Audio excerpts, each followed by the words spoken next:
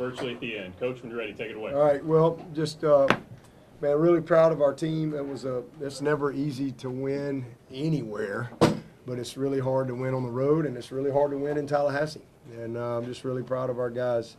Hard-fought game. We got off to a really good start, and had a couple lulls, but we battled really hard, and a lot of good stuff in the game, man. Offensively, 500 yards, very balanced, 265 rushing, 6.6 a carry. You know, I knew Maffa at some point was gonna take it over. 159 yards rushing for him. Really proud of him. He was 6-something a carry, and Zero had a career high, I think 157 all-purpose, and honestly had a couple of close misses that he's frustrated with. That he almost had. So he just continues to be a really good spark. We got a lot of guys making plays. 10 and 12 made some plays. One came up big for us, big touchdown, had a big third down conversion. There was a lot of good stuff. Man, big thing for me coming in the game was not letting them run the ball, and they rushed for 22 yards. So, and we had a couple of little breakdowns here or there. I was really disappointed on the 4th and 11 when we let the quarterback outside of us there, but because we could have really put it away right there and gave up a late score. But the fact that we held them to 22 yards rushing, I mean, that's the difference in the game. We rushed for 159, they rushed for 22. You're going to win a lot of football games that way. So wish we could have finished a couple more in the red zone. But, man, how about Nolan Hooser?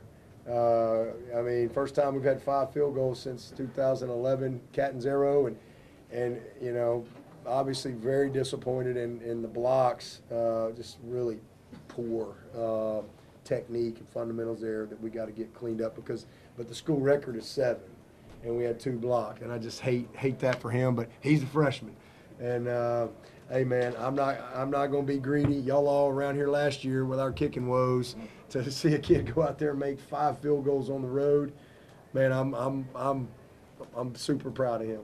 And I'm really just the execution, the battery did a really good job there. So it was awesome. We had a couple big punt returns in the game that created some field position. And then again, defensively, a couple sacks, the interception. That's the 4th game in a row we've won the turnover margin. So something that we were really poor at last year. 2 things, you know, obviously making kicks and winning the turnover margin. And then explosive plays. You know, we're really doing all 3 of those things very well and consistently. So I'm really proud of that aspect of it. But plenty that we can do better. You know, as we continue to grow our team, there's good, there's bad. But it was a very very sound win tonight. And then I also I think you saw a lot of good things from Florida State tonight. Those kids, they didn't quit.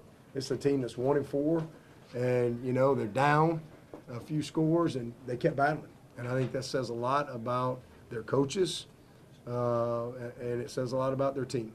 You know, because they just kept competing, and that's a good sign. So you know, obviously again it went our way tonight, but just really proud of our team and really appreciate our fans too. You know, I always tell them our plan to win travels, and so does our fans. And we had another good group here tonight. So, end of the day, you know, we held serve. We're still in control of our ACC destiny, and that's what we came to do. We're just trying to, 1 week at a time, find a way to win, you know, and then reset, learn, grow, figure out who can play, who can't, put a plan together, and go to battle again the next week. So, but I always say great teams win on the road. We're not a great team yet, but we took a step forward to be able to come on the road and win in a sound way against a team that was picked preseason top 10, and most of y'all picked them to win the league. It's a really talented football team. A lot of good players on that team. So I'm proud of our guys for that. But you know, we just got to keep going. We got to keep being consistent in our preparation, and hopefully that'll lead to the type of consistency in our performance that we all want to have. So, you know, fun night, and another big one next week at Wake Forest. But again, just proud of our team and our staff for getting this done tonight. We talked about it after the game last week, but to pass Bobby on Bobby Bowden Field tonight, just your initial reaction of being the most winningest coach in ACC history. Yeah, listen, I'm just blessed and I'm very honored. I don't want to downplay it. There's been a lot of coaches coaching this league for a long time, 80 years, however long this league's been around. So it's a blessing, and I honestly think Coach Bowden's probably smiling. You know, somebody's got to break it, and somebody will break this record one of these days. And all I can tell you is that's never been a goal of mine. I mean, I'm honored, I'm blessed, but that's not ever anything I've ever even dreamed about or cared about or thought about doing. You know, those type of things, if Coach Bowden was here right now, he'd tell you the same thing. Those type of things, whoever the winningest coach is or the coach of the year, that happens because you got great players and great coaches and kids that buy in, great administration. And so, you know, I'm blessed, I'm thankful. I mean, I've been able to be at this place for 16 and a half years. 16 years ago, almost to the day, or maybe 2 or 3 weeks from now, I came down here with 1 win.